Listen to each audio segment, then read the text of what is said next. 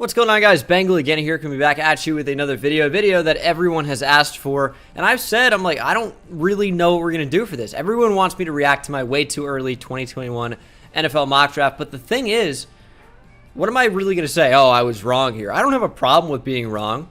I've been wrong before. I'm going to be wrong again. That's the game when you're talking about sports. It's an inexact science. But the thing with this 2021 mock draft, a year in advance of the 2021 draft, yeah, things are going to change. So I guess the fun way to look at this is we'll see what I said, we'll see what happened, and we'll see where the disconnect was. So maybe in the case of a Marvin Wilson, he fell out of the entire draft completely because of some big off-the-field issues. So we'll talk about some of those. We'll talk about some of these players that fell off the face of the earth in regard to who we thought was going to go real high in the draft, where these players actually went. And also, I just noticed I'm on my second account here, Bengal Plays. So if you're not subscribed to my second channel, I have a lot of people tell me they didn't even know it existed. I upload MLB The Show over there, so check that out. The link is in the description. And let's watch my way too early 2021 mock draft. Just uploaded 2022 yesterday, so check that out on the main channel, this channel, if you haven't already. Hit the subscribe button if you're new, and let's see what I have to say. So important I'm getting this out of the way before I even get into my intro. The order I did not decide. The order of the draft. Okay, yeah. So I said this at the start of my way too early 2022 mock draft, and it's kind of the same scenario where I'm like, I didn't set the order, and people are like, well, how could you have this team picking here? I didn't set it. It's based off Super Bowl odds. Give me a break. I didn't decide it. Do not be mad about where your team is. People don't listen. Already, you guys have skipped beyond this. Not all of you, because this is like not a new mock draft, but whenever there's a mock draft out, people go, nope, not listening. Where's my team? And then they find out where their team is. But they're in Trevor Lawrence, quarterback. Yeah, I mean, of course, this wasn't particularly tough with Trevor Lawrence. You knew he was going to go #1 overall. The only question is what team was going to pick at #1. It was almost the Jets for a while. But the Jags were at #1, and it just happened to work out nicely in that way. Sorry, I don't think Minshew Mania is legit. Things could change. That's another thing. That's true.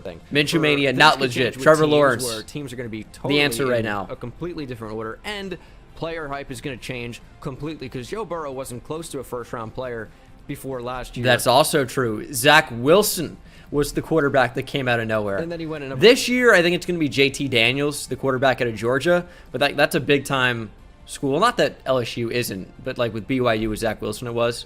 So whether JT Daniels dominates this year or not remains to be seen, because right now QB1's up in the air. It could be Sam Howell. It could be Spencer Rattler, depending on how good his 2021 is. It could be JT Daniels. It could be Malik Willis out of Liberty. It could be all these different guys, and we just don't know yet. Young.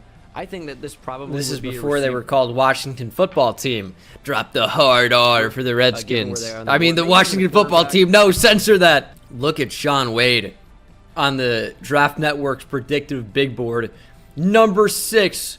And then we realized he could not play boundary corner at all. At all. Fell way down the board. I think the Ravens ended up getting him in maybe the 5th, maybe the 6th. But I'm going to go with the receiver. That's going to be Jamar Chase. They really don't have too much on the offense. So at this point in time, and I think I'm going to touch on this in a little bit, but this was not a quarterback team because Dwayne Haskins was the future of the franchise. I'm sure I'm going to talk about this, and then I'll say how I feel about Dwayne Haskins at this moment in time. But yeah, I think receiver made a lot of sense for them in Jamar Chase. They didn't have Curtis Samuel at this point. They were also projected to pick top 3 in the draft, not 20, to where they eventually fell because they made the playoffs with, 7 wins? Not really a killer team. Side of the ball. I know Scary Terry's a beast. I think Dwayne Haskins is going to take a big step up. We'll see if that happens or not. That's the thing. Like I'm the only believer in Dwayne Haskins. Everyone thinks he sucks, but he was actually pretty good down the stretch for the Redskins with, again, nothing besides Terry McLaurin. They get a good, borderline. Okay, so that is true. That is true. Dwayne Haskins did perform fairly well in the back half, or the back 5 games for Washington Football Team in his rookie year. And going into year 2, I expected him to take a step based on that. But it's impossible to know the mental makeup of these guys. And clearly, Dwayne Haskins could have developed as a player, right? Could have. Didn't want it enough. Didn't want it at all. Was going to strip clubs mid-corona. Dwayne Haskins is an absolute head case. And the talent's there. But who could predict that he was just going to get suspended and benched for off-the-field stuff? Yeah, he wasn't great when he did play in year #2. Still lack of weapons in a new offense now, but yeah, I mean, absolute head case. I think he still has potential, but he's just got to want it. He's in Pittsburgh now, could be the eventual Big Ben successor, but he's got to want it. And he hasn't shown us that he wants it at all. Great receiver on the other side in Jamar Chase. Bengals back on the board. They're going to go Penei Sewell out of Oregon. I think this still would have made sense. It was nearly Penei Sewell to the Bengals, but Jamar Chase was who they ended up selecting.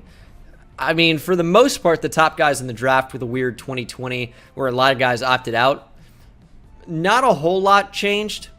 Not a whole lot changed with some of these guys, but I mean, you see Justin Fields went top 11. Rousseau went first round. Yeah, Sean Wade, Marvin Wilson fell out. Micah Parsons went top 12. Patrick Surtain went at number 9. Javon Holland was one of the first picks of the second round. Creed Humphrey fell a little bit. Kyle Pitts was top 5. ETN was first round. Jalen Waddle was number 6 overall. Dylan Moses there as well. Defensive line helped pretty badly. Sewell made a ton of sense for the Bengals. They just opted to go a different direction. I think Teddy Bridgewater is a bridge quarterback. And that's true. I don't think he's the franchise. You know what's funny is they didn't end up drafting a quarterback. They traded for Sam Darnold. Teddy Bridgewater's on the Broncos now. I think the Panthers would be. I think Justin Fields was still worth the snap pick. You could still make an argument for him being QB2. Ended up being QB3 for me because of the meteoric rise of Zach Wilson. But the 4 quarterbacks, including Trey Lance, were all really, really close. I think Fields going top 5 made a ton of sense. And then you have these rumors coming out about the mental makeup. Still kind of weird to me. To pass up on that. He's such a talented player. It's really 1A and 1B right now for me with Trevor Lawrence and Justin Fields. That was true at the time. It's just the mental processing for me on the actual field for Justin Fields dropped him down a little bit. I wanted to see him be a little bit more decisive. But even though we view Trevor Lawrence as like this generational quarterback, which is the dumbest term when people throw out generational every single year. You know how long a generation is? Like 20 years.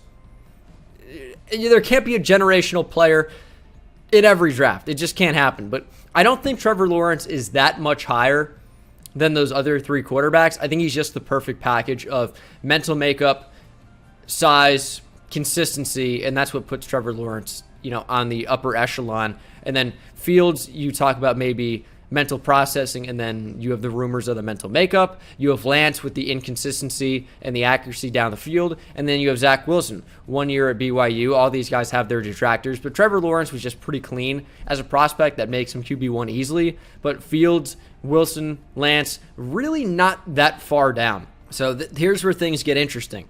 Obviously at this point, and it's the same for 2022, yeah, I've watched these guys play when I'm watching the games, but it's totally different when you're actually doing a tape study.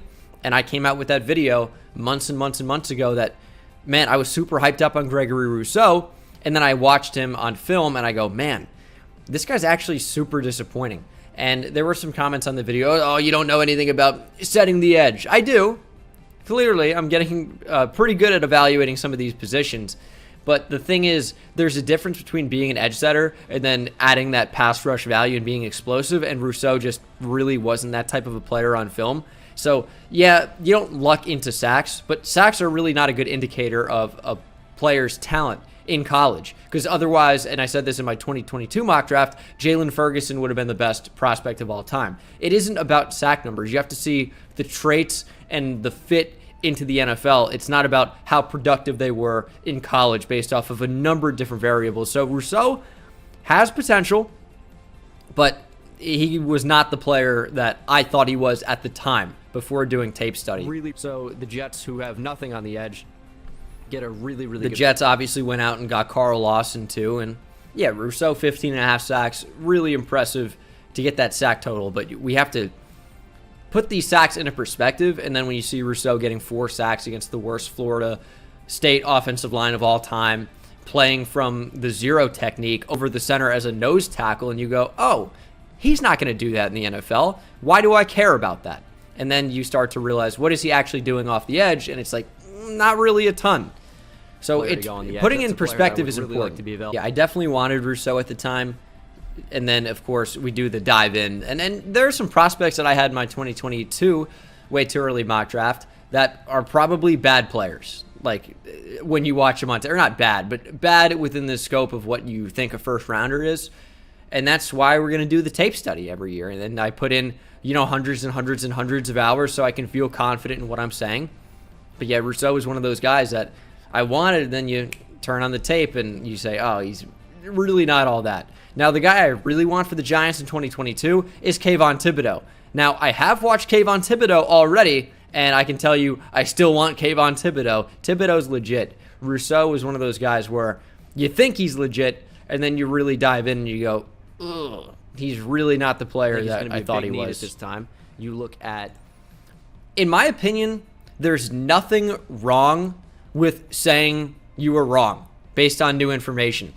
Changing your opinion should be okay. It should be the norm, because if you're stuck in a situation where you're like, oh, I said this one thing in the past, even though now I know X, Y, and Z, I can't say it. I have to double down and double down and double down on what I said previously. It's okay to be wrong about guys. It means that you're learning. But the fact that we're just going to stick here and say, oh, you can't change your mind a year down the line, that's ridiculous to me. Guys like Golden Tate aging and not being too good. Golden Tate bad. Not being too much else outside of Darius Slayton, who had a great year last year as a rookie. That's Sterling true. Kenny Shepard, Golladay on the I think, team will be now. coming up to the end of his contract. Giants took Kadarius Toney. 2 at this point, and also he's a slot receiver. They need another receiver.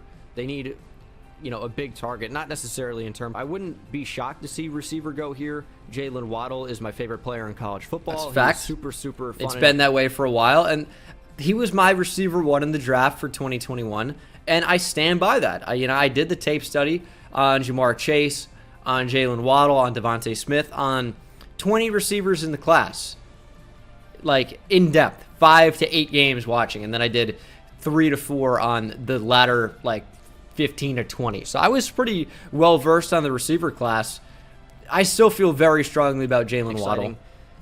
Did I give them a receiver here? Justin Ross was a guy that obviously went back to school because of injury. Who else did that in here? Chris Olave went back to school.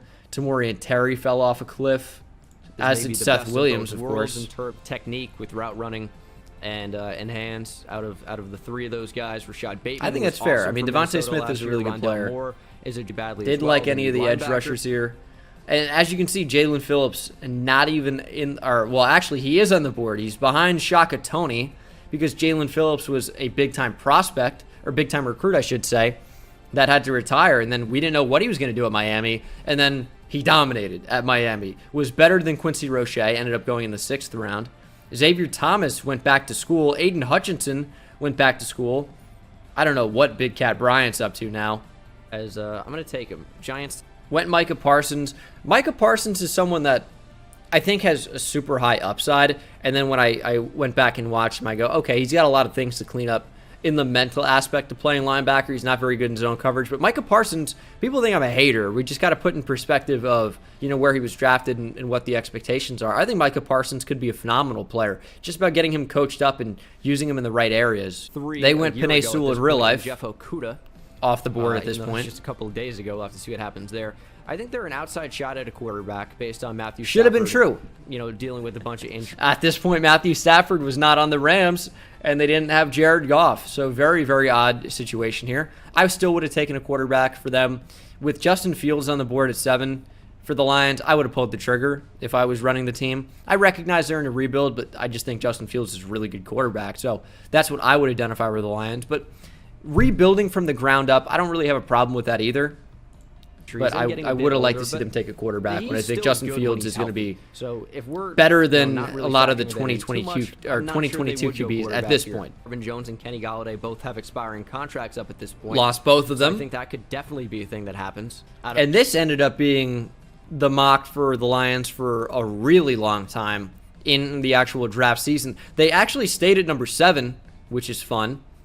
The Lions were at number 7, and Devontae Smith still would have made a lot of sense for them, but obviously they went with Penei Sewell. I wonder if Sewell were off the board. I wonder if the Lions would have taken Devontae Smith at 7. Out of Alabama. Something to think about. Really, I'm not sure wide receiver is going to be the biggest of issues and biggest of team needs at this time. It still really wasn't in the 2021 NFL draft. However, I think Jalen Waddle was too good to pass up for them. Still would have been a solid pick at this time. Like, safety ended up not being too big of a need. They had some guys play really well. It was just Best player available, know I think, in Preston Williams 2021. What did I develops, do Devontae for them? Parker had a break. Javon Holland, maybe even Andre Safety Sisco would have had- made sense, but then Brandon Jones had a very good rookie season. Bobby McCain was good back there. I know they just cut him, which is kind of a weird move because Bobby McCain was pretty good back there. They didn't really end up needing safety as bad as it seemed like they needed safety at this time. at Syracuse. What do we go with here? Even Hamza Nasiruddin, kind of forgot about Look him. at He's a how the bigger safety class has changed. Hamza Nasiruddin fell way down the board. LeCount ran really bad, fell down the board. Paris Ford, everyone was super hyped up about him because of, watching his highlights. Paris Ford wasn't that athletic, wasn't that good in coverage, wasn't big enough. Turned out to be like a pretty awful prospect. No offense to Paris Ford, but yeah, he was a guy who, it's fun to watch his highlights, but that's why you can't watch highlights because the worst player in the world could have 5 or 10 flash plays and put together a pretty cool highlight tape. Highlights Richard LeCount aren't the could be way. someone that goes high. I think Richard LeCount could end up being a top 10 type player. So, okay, that's the biggest weird one so far. And I still like Richard LeCount. I think him running slow hurts him a lot as a guy that is a rangy safety. I like Richard LeCount a lot as a player. Top 10 now obviously seems crazy, but I think LeCount could be a good player. He plays way faster than his 4.7 40 time or whatever it was. That could have pushed him down a little bit. But yeah, we just don't really see safeties go this high anymore unless they're really, really dynamic the way that maybe a Kyle Hamilton is for Notre Dame, who could end up going top 10 at safety. But LeCount at 8, whew. LeCount ended up going to the Browns in the 5th round. Richard LeCount at 8. Really, really good athlete. Good center field type safety. So Those are true. He didn't run well. I wonder why. the Dolphins, that the potential of Walker Little is going to be, or Sam Cosmi is going to be too much. I think that's true. I went with Sam Cosmi over Walker Little. Cosmi ended up going in the 2nd round of Washington football team. Walker Little, has a ton of potential. He just isn't playing football. Didn't play in 2019 really. Didn't play in 2020 at all because of an opt-out. Just has dealt with some injuries. Went in round 2 to the Jaguars. Was, I think, the first tackle off the board in the 2nd round. Is that true? Maybe Tevin Jenkins was just before him. It might have been Tevin Jenkins and then Walker Little and then any order of Liam Eichenberg, Sam Cosmi. Any of those 4 you can rearrange. I don't remember exactly. But yeah, Walker Little did have big-time potential and still does. Just going to be interesting to see how he is actually back on the football field. And then Walker Little to the Broncos makes a ton of sense. Yeah, I like that back-to-back. Little obviously fell with opting out and the injuries and all that to round 2. But I think the idea still remains the same. His tackle was very much in play. Obviously, Rashawn Slater wasn't thought of to be amazing at this point until you go back and you watch him in 2019 and you see him shut down the Ohio State defensive line, including Chase Young, and you go, okay, Rashawn Slater is legit. So he had a big-time rise because obviously a lot of these guys fell a lot. Carmen, round 2, they're going to play at guard, so he went pretty high too. Alex Leatherwood, round 1. Alaric Jackson, I think, fell a ton. I don't know what happened to Daniel Faalele. I think he went back to school, if I'm not mistaken. Thayer Munford went back to school for sure. I have no idea what's going on with Petit Frere. He might be back at school as well. I know they have Todd Gurley. Maybe it wouldn't be. The Falcons ended up being kind of bad. I think a lot of guys expected them to bounce back, but they're still up and down. They fired their head coach midway through the year in Dan Quinn.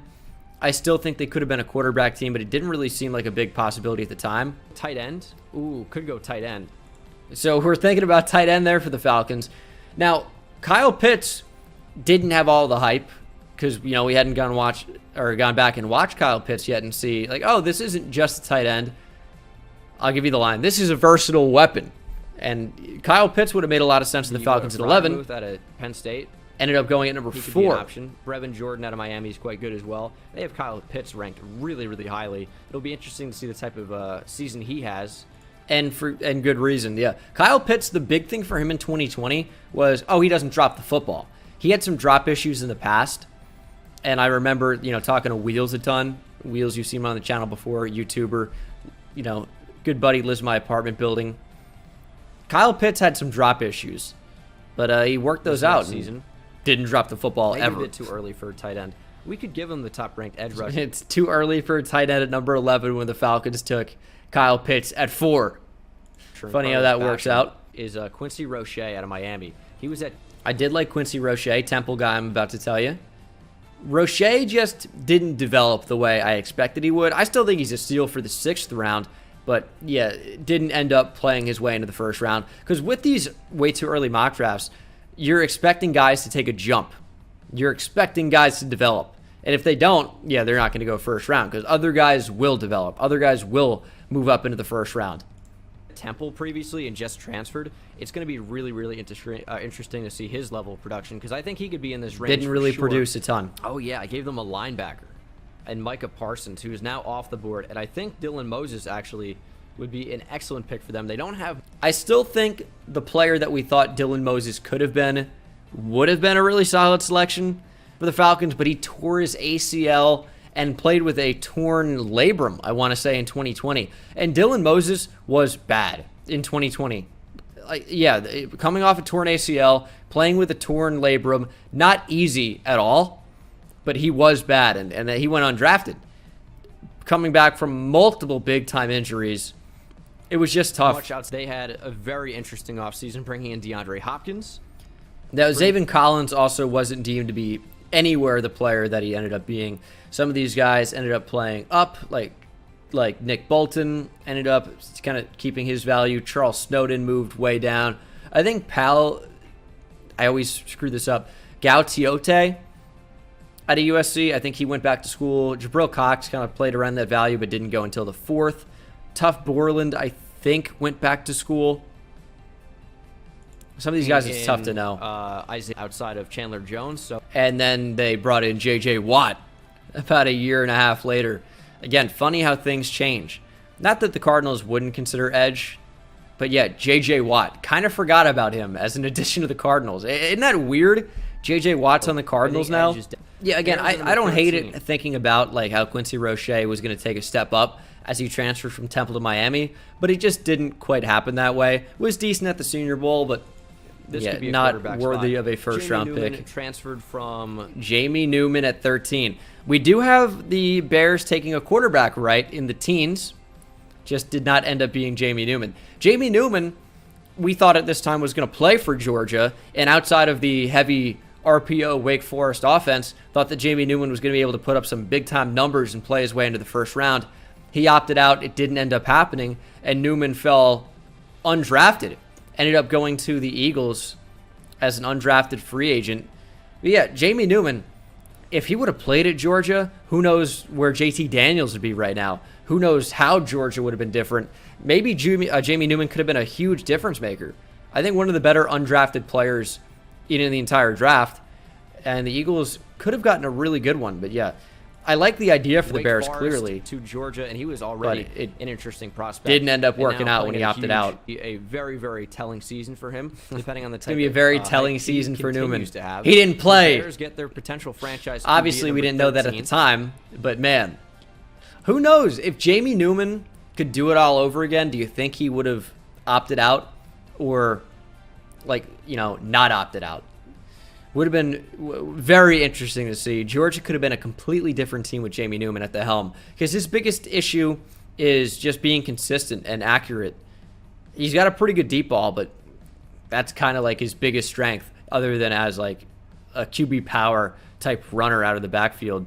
Newman with another season,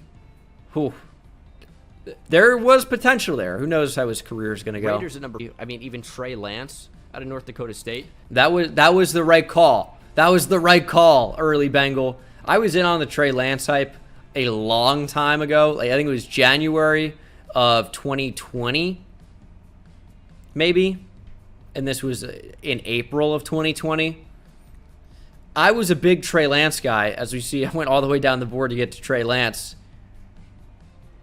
So many players went back to school. Brock Purdy went back to school. De'Ara King back to school. Ritter back to school. Morgan back to school. Ungodly record last year. He had I want to say no reports at the touchdowns time and no picks. Something crazy.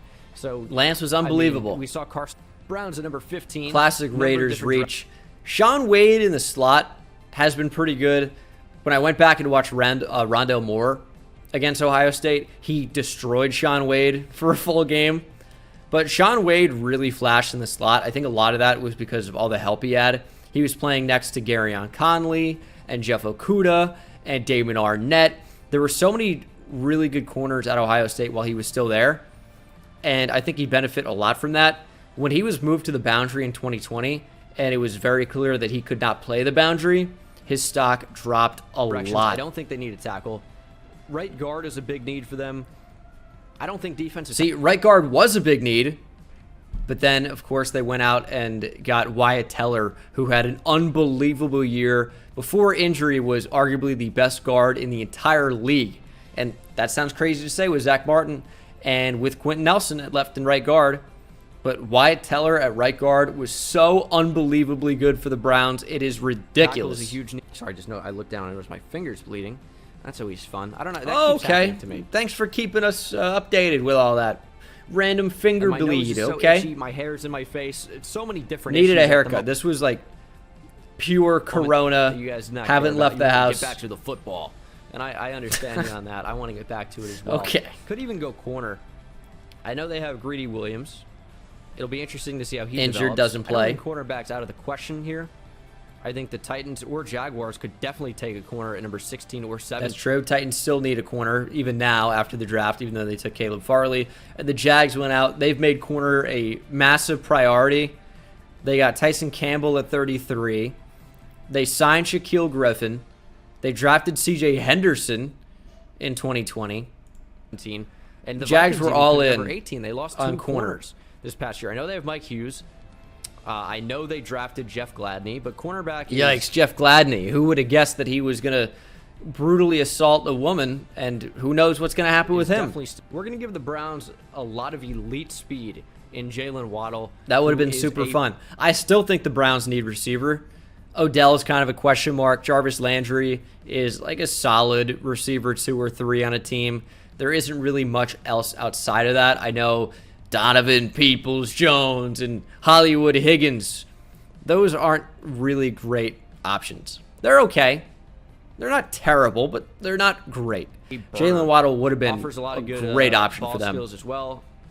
Decent route runner. I love Jalen Waddle. He's incredible. He's an exceptional player.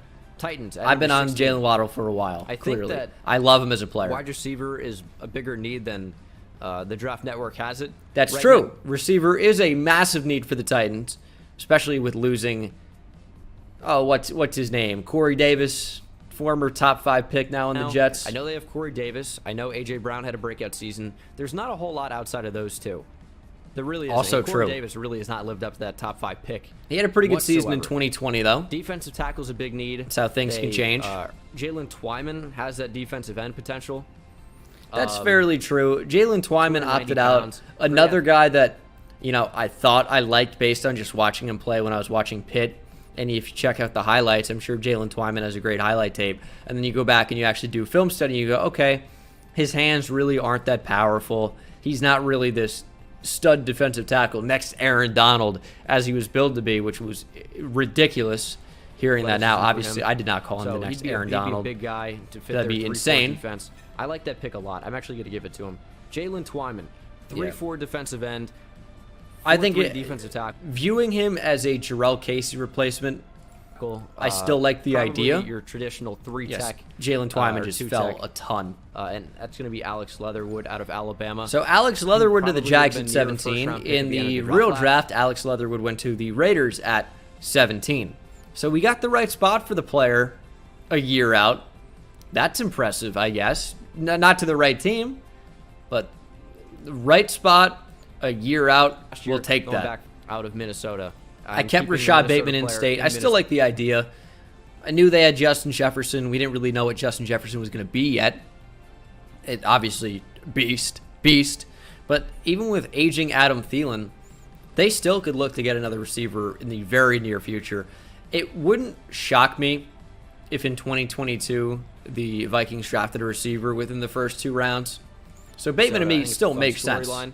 And it's, the way too early mock draft. Kind of who cares? It's not like, maybe Justin Ross is a slightly That's better. always good to say in a video. Who cares? Just Whatever. We're not really It sure is what's true, gonna though. happen Who this cares? season. It's Who a knows year what could out. happen? So many things can change. Chargers You got to at number 19. understand that. This has to be a tackle. Has to be. And And it was a Jackson tackle out of in real Iowa life. is someone that has Alaric Jackson, what happened to him?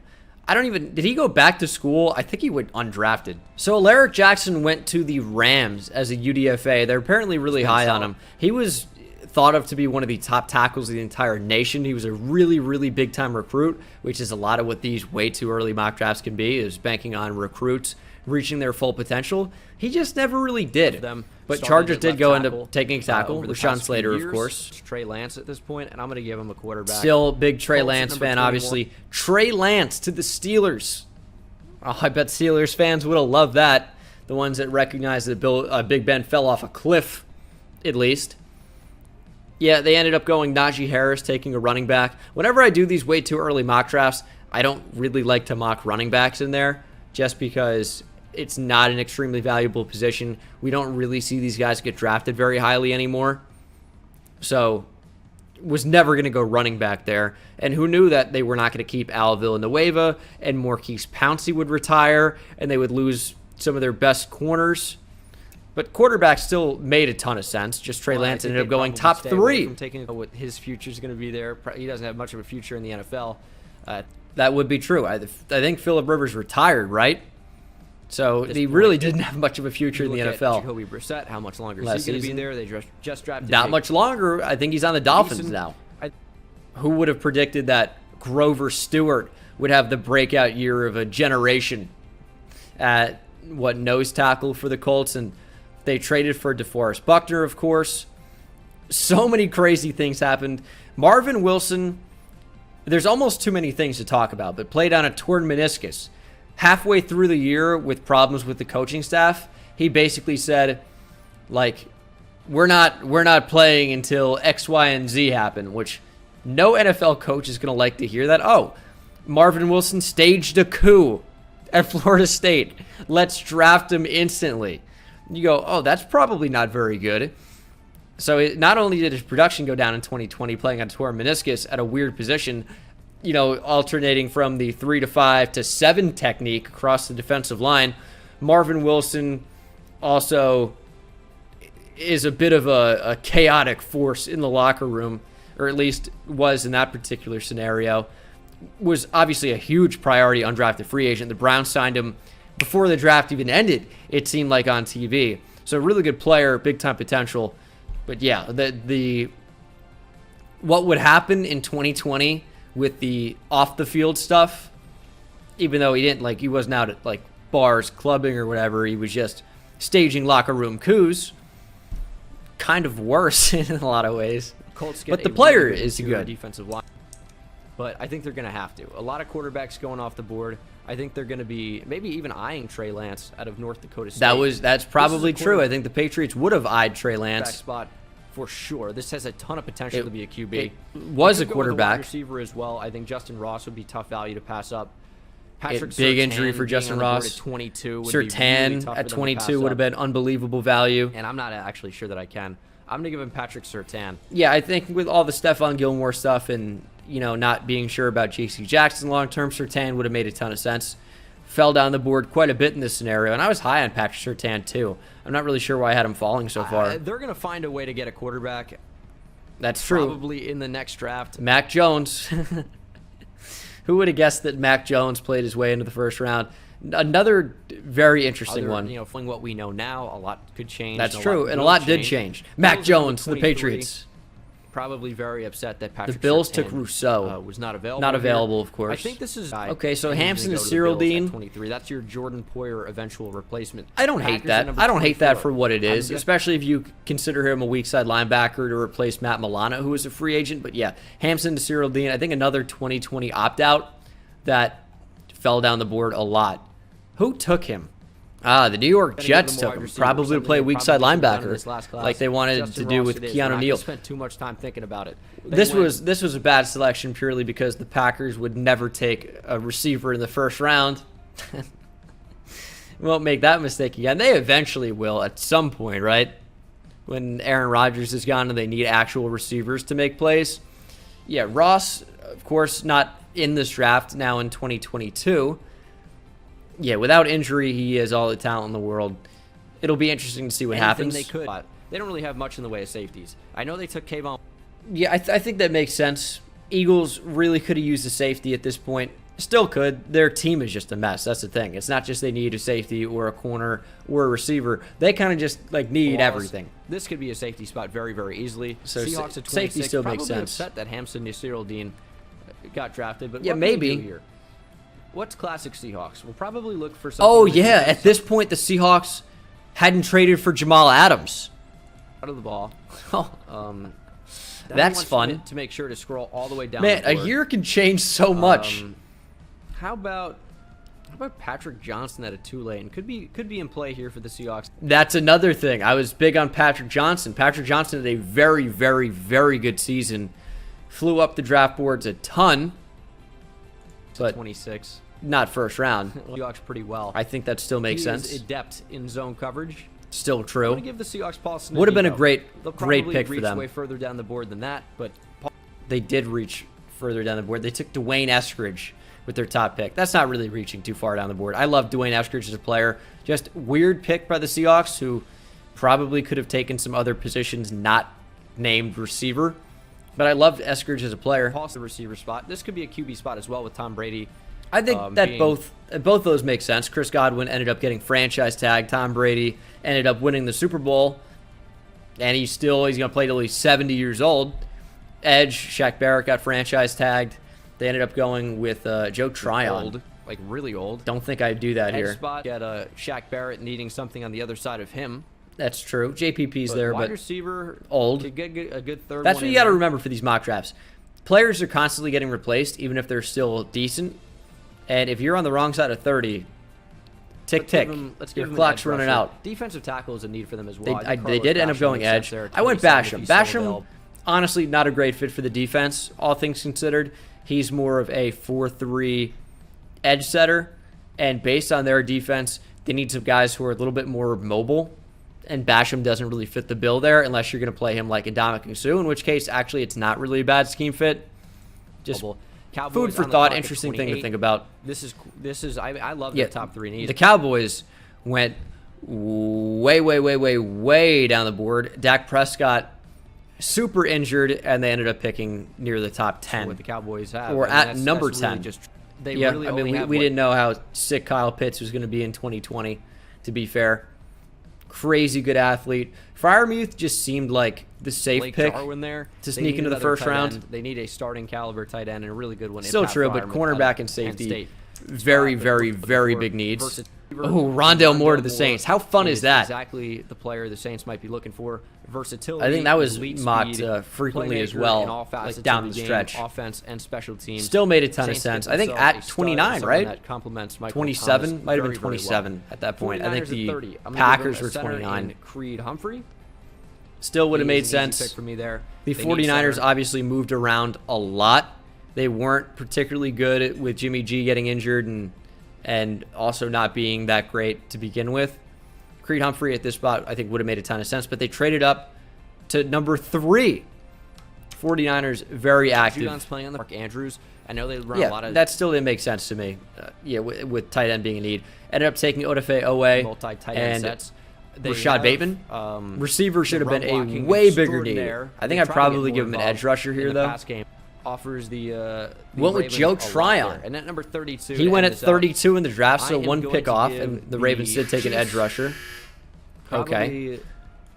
That's my dryer, if you guys could hear that. It sounded like there's a nuke alarm going off or something like that. They could use a right guard here. You get to the bomb shelter. I take. Wyatt Davis out of Chiefs Ohio State. expected to win the Super Bowl. That is going to be my mock and draft. went Wyatt Davis. Let me know where you disagree. I'm sure. Wyatt Davis was, a third-round pick? Interior offensive line, not exactly the most valuable position, but Wyatt Davis, good player, solid, just not the most amazing athlete, just a solid player. I think Wyatt Davis is going to be good for a long time. We'll have to see, but that is reacting to my way too early 2021 mock draft. A lot of craziness, but I appreciate you guys watching, and let me know, did this video live up to the hype for you? Hopefully it did. Thanks for watching, subscribing. It's completely free. Commenting. I'll see you in the next one. Take it easy. See me high step to the end zone. My life like a game Nintendo. Playing with the best, let them know. Get off the track, the train's coming through. Yeah. Promise you get in my way, then you best believe I'ma just run over you. Yeah, yeah. Papa turn taking it back to the house. Defense a joke, I'm laughing so loud. Speed burst good.